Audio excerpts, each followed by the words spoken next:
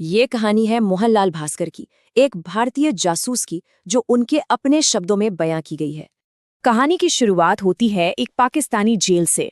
एक ऐसा आदमी जिसका शरीर टूट चुका था पर हिम्मत नहीं। सवाल ये है कि वो थे कौन और इस हाल में यहाँ पहुंचे कैसे। वो एक टीचर थे जो देश के लिए जासूस बने और उन्होंने 16 मिशन कामयाबी से पूरे भी किए। धोखा मिला अमरीक सिंह नाम के एक साथी एजेंट से, जिस पर मोहनलाल को पहले से ही शक था। पकड़े जाने के बाद उन्हें लाहौर के एक इंटेरोगेशन सेंटर ले जाया गया। यहाँ से उनकी असली परीक्षा शुरू हुई। उन्होंने मुंह खोलने से साफ मना कर दिया और बस यहीं से शुरू हुआ टॉर्चर का नंगा नाच। जब उन्हें लटकाकर पीटा जा रहा था, तब भी उनके जहन में सिर्फ उनका परिवार और गर्भवती पत्नी थी। 6 महीने तक उन पर हर तरह का 3rd डिग्री टॉर्चर आजमाया गया, लेकिन वो टूटे नहीं। लेकिन इस हैवानियत के बीच भी इंसानियत की कुछ उम्मीद की किरणें थीं। एक तरफ चौधरी और राजा खान जैसे लोग थे, तो दूसरी तरफ मेजर जादून जैसी क्रूरता।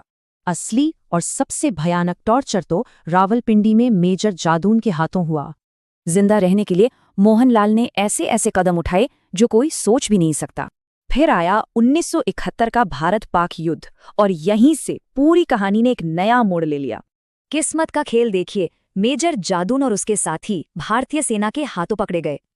और वो धोखेबाज अमरीक सिंह, उसे भी उसके किए की सजा मिली, पाकिस्तानियों के ही हाथों। पूछताछ का दौर खत्म हुआ और पाकिस्तानी अदालत ने मोहनलाल को 14 साल की सजा सुनाई। सजा सुनकर उन्हें राहत मिली। इसका मतलब था कि वो जिंदा बचेंगे और एक दिन घर लौटेंगे। 9 दिसंबर 1974 शिमला समझौते के तहत मोहनलाल भास्कर वाघा बॉर्डर पार कर भारत लौटे। लेकिन आज़ादी अपने साथ एक नई और शायद ज्यादा कड़वी लड़ाई लेकर आई।